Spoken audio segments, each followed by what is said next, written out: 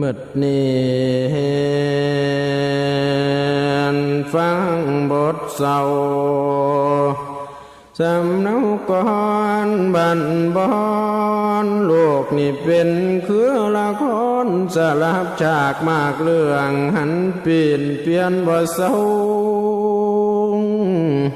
บางมีโยกโศกเศร้าบางก็เล่าใจดี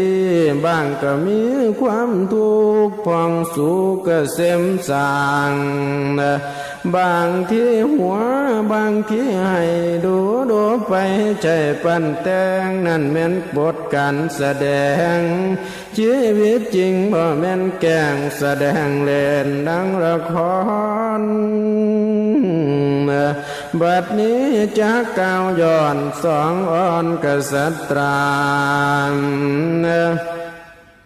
คือชาลีกันหาได้จอบฟังยังเรื่องได้ยินเสียงวิราตานสิทันสองน้องผิวหรือเรียงแขนแสนสวรรค์สันสายชาลีพี่ผู้อ้ายเบาต่ออ่อนกันหาทั้งน้ำตาลิ้นลุงในพระองค์สิทำใดถ้าบ่ไว้ดอกเด้อน้องถ้าบ่ไว้ดอกเด้อน้องสองคนเฮา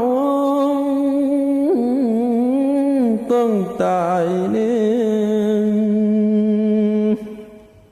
โอ้ยท่อพามแก่โลภร่างหายแห่งใจร้ายต่างคุ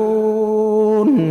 พี่ไปรับตั้งแต่ต้นตะขอกูเสียงแข็งย่านพี่แฝงมากกว่าพอเฮาบ่เห็นหู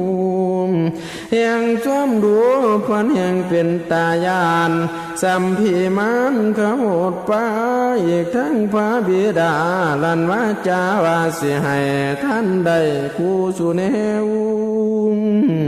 ขันนี้พอเบาแล้วหรือสิลายขึ้นคำจำต้องทานเฮากากแม่นจริงละวันนี้เฮ้มานี้กันหาลาพี่สิพาไปเล่นโซนคำมือ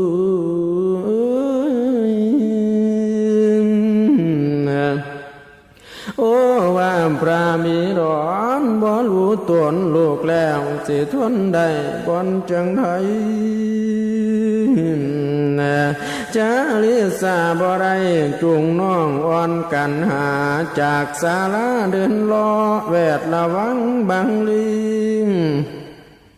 พระน้องนี้โลกนาอนิจจาแก้วอ่อนสองอังวันขอบยานแสนสถานสันสาย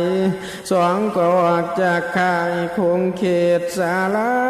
หาบนลูบบังตาอมน้ำย้ำหอน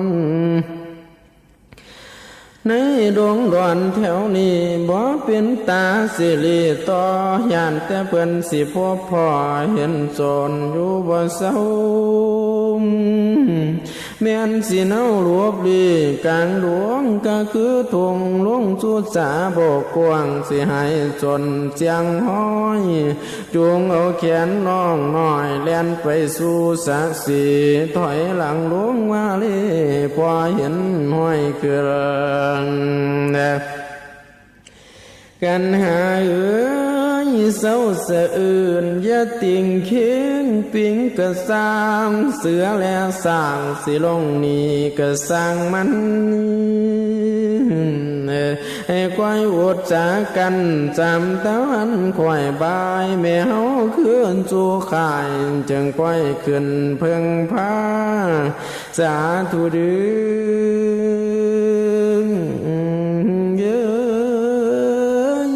เทพผู้อยู่ฝากฝ่ายมาซอยบังบทแน่ดื้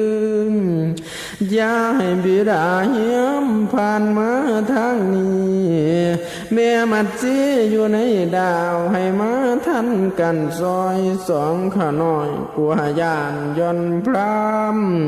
อีกทั้งพาพ่อเจ้าก็สิเราทำทานเลยบ่สงสารต่อกุมารสองน้อย